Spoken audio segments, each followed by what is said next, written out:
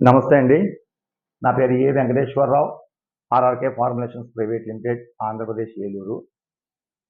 ఇంతకుముందు మన ఆక్వాకల్చర్లో ఉన్నటువంటి వనామీ రైతులు ప్రస్తుతం ఉన్నటువంటి ఆర్థిక పరిస్థితుల గురించి బయటపడటం ఎలాగా,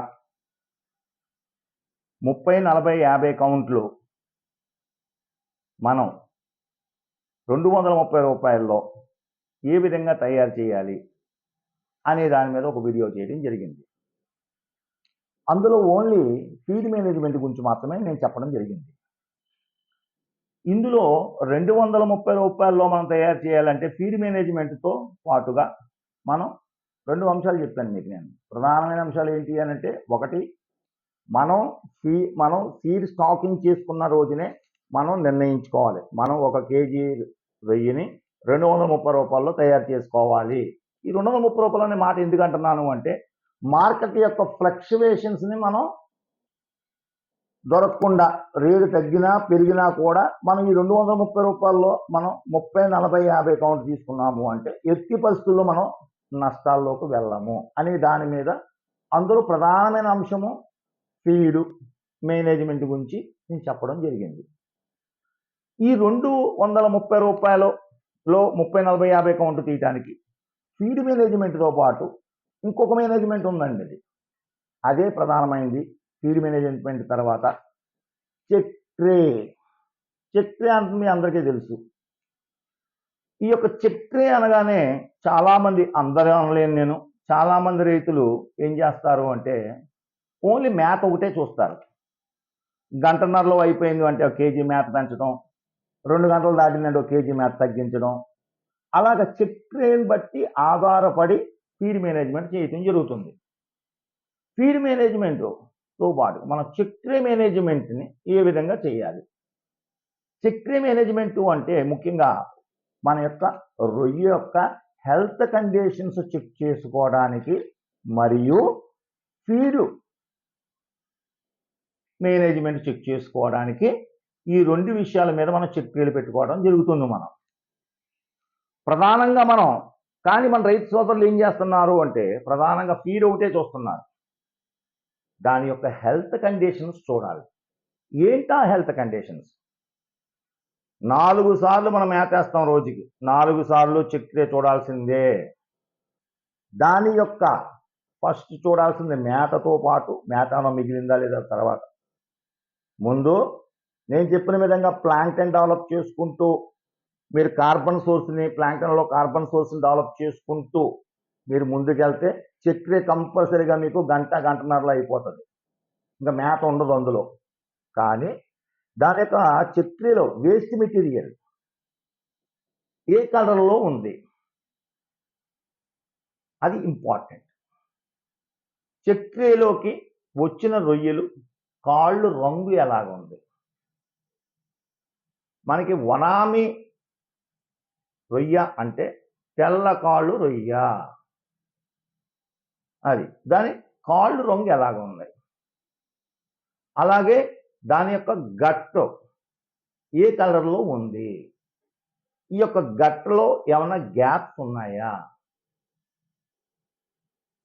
అలాగే దాని యొక్క యాంటీనా, దాని మీసాలు, ఇది చెక్ ట్రే అంటే. అంతేగాని మనం ఇది ఇప్పుడు ఏ కలర్లో ఉండాలి, మనకి గట్టు ఎలాగ ఉండాలి, దాని యొక్క ప్యాంకెటేస్ ఎలాగ ఉండాలి, దాని కళ్ళు ఏ రంగులో, కళ్ళు ఎలాగ ఉండాలి, దాని యాంటీనా ఎలాగ ఉండాలి, ఈ విషయాలన్నీ మీకు కావాలి అని అనుకుంటే తర్వాత వీడియోలో చేస్తాను. మీకు ఈ వీడియో నచ్చితే మీరు లైక్ చేసి సబ్స్క్రైబ్ చేసుకుని షేర్ చేయండి.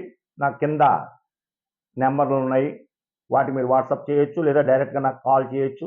మీకు ఎప్పటికప్పుడే మీకు అన్ని వివరంగా తెలియపరచడం జరుగుతుంది. ఇప్పుడు ఈ వీడియోలో మనం ఈ ₹230 అనేటువంటిది మనకి ₹300 వెళ్ళిపోతుంది ప్రొడక్షన్ కాస్ట్.